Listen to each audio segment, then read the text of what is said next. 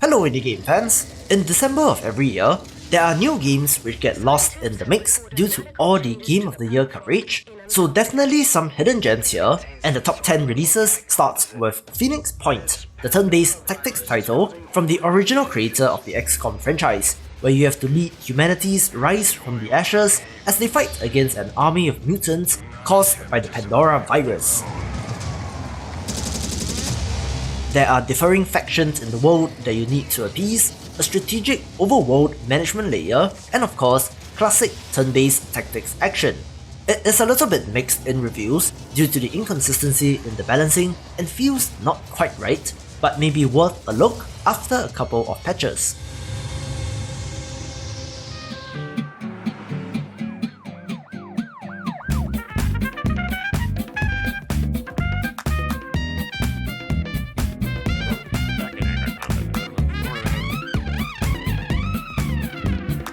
Co-op action games are hectic and fun, and Totes Up is the latest title to capitalize on that. Work together with your friends to renovate homes, painting walls and redoing the flooring. As compared to the standout title in the genre in Overcooked, this feels a little less fleshed out, but fun for a little bit.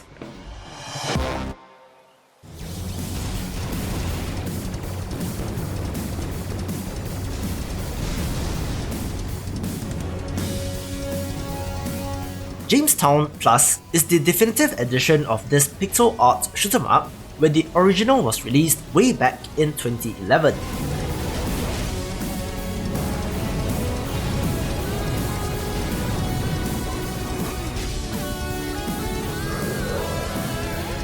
I had a ton of fun with this game in co-op, which is how I recommend you play it, with an interesting vaunt system that gives you a defensive shield, increases your damage and increases your point total, so a system that is ripe for you to master if you are going for the high score.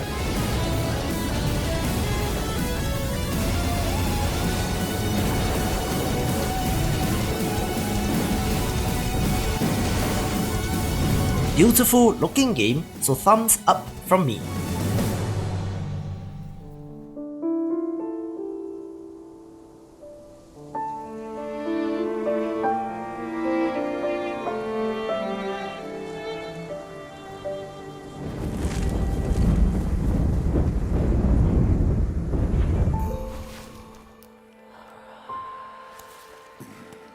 Arise, A Simple Story is a poignant tale of human life since you begin at the end during the funeral of our main character.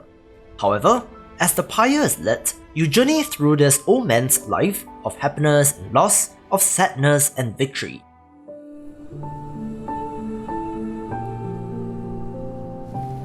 This plays like a puzzle platformer, incorporating your standard running, jumping and climbing to mechanics like a grappling hook and even the ability to control time. Not super challenging, but it really does complement the story and mood of this game. Really wonderful little title, which I would compare to something like Greed or Far Lone Sales, but unique enough to stand on its own.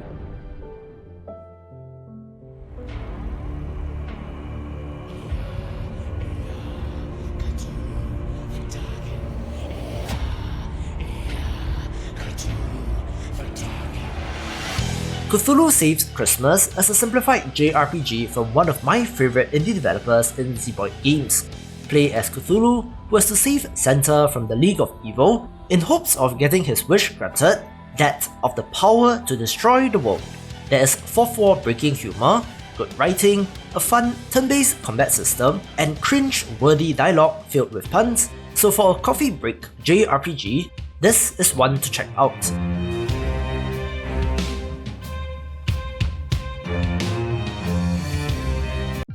Just a quick note, if you are new here and enjoyed the video so far, be sure to subscribe and check out the Discord channel while you are at it. Here's to more indie gaming coverage, so back to the video.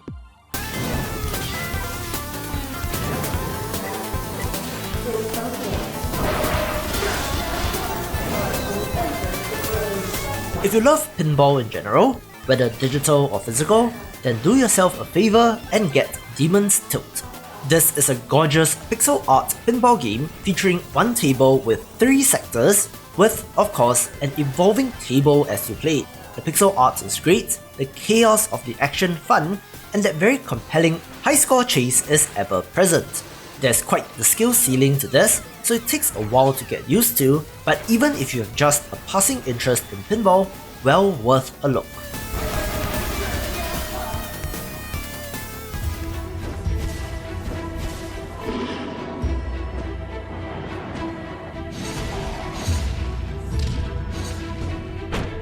So one of the hidden gems of the month is 3000th Duel, a 2D side-scrolling Metroidvania with elements of Dark Souls, and as you guys know, big fan of these genres, so have to give this one a thumbs up.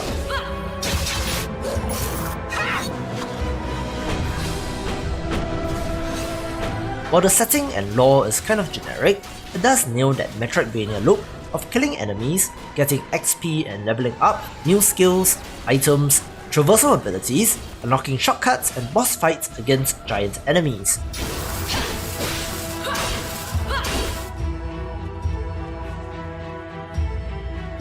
Controls wise, it does feel pretty good, and while unfortunately, it has opted for that bloodstained style of 2.5D graphics, gameplay is king, and this nails it on the head.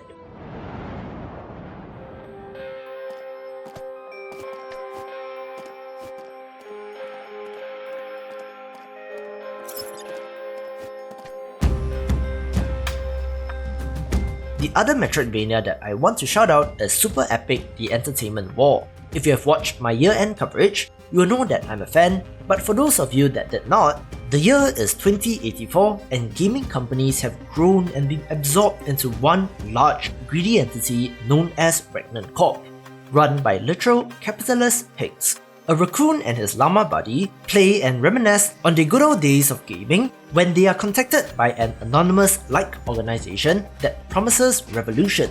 So it is up to this heroic pair to take down the corporate overlords. While some of the enemy designs artistically is not great, I do have a fondness for the pixel art in this, especially in the backgrounds. And for a raccoon riding a llama, the controls feel surprisingly tight and great as well. The same Metroidvania elements like traversal abilities, an interconnected world, the ability to purchase and upgrade weapons are all present, with nicely themed levels and a host of anthropomorphic animals as enemies. There are even pretty clever satirical takes on things like microtransactions and Flappy Bird clones that have second screen integration as you scan an in-game QR code using your phone. So very cleverly designed and one of the more underrated titles out there, perhaps not helped by the release timing.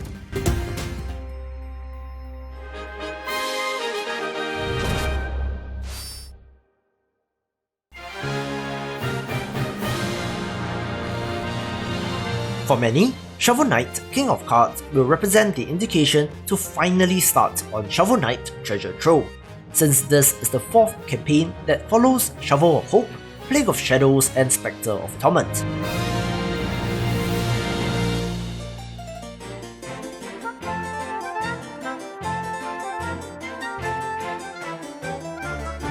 I think enough has been said about how awesome the developers are in this 5+ years story of development, of how they released the subsequent campaigns for free, and how Shovel Knight has legit become an institution in indie gaming, so props to the team and best of luck with their future projects.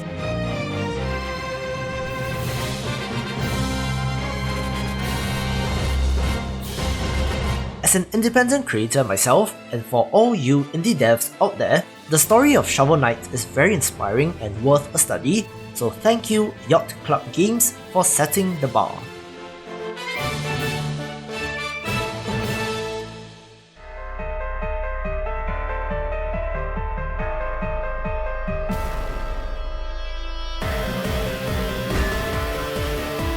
Virgo vs. the Zodiac is a sci-fi and fantasy JRPG inspired by the Mario and Luigi RPG series and comes in at number 1 due to the interesting characters, active turn-based combat system, strategic JRPG combat, and a wonderful world to explore. Play as the anti-hero Virgo, wanting to bring back the Golden Age by taking out the other zodiac signs.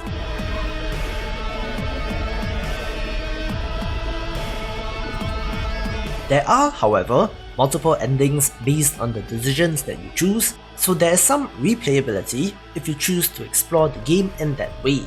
But the main driving narrative force is intriguing enough. Combat is also classically rock, paper, scissors in nature, with elements corresponding to colours, with some pretty challenging combat due to tight windows for your button presses.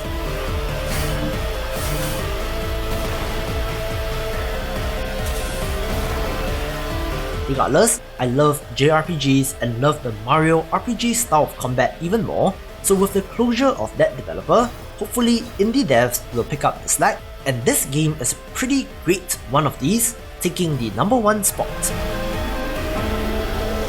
If you enjoyed the video, be sure to like, share and subscribe, check out the recommended playlist or the best pick for you, and I will see you after the jump.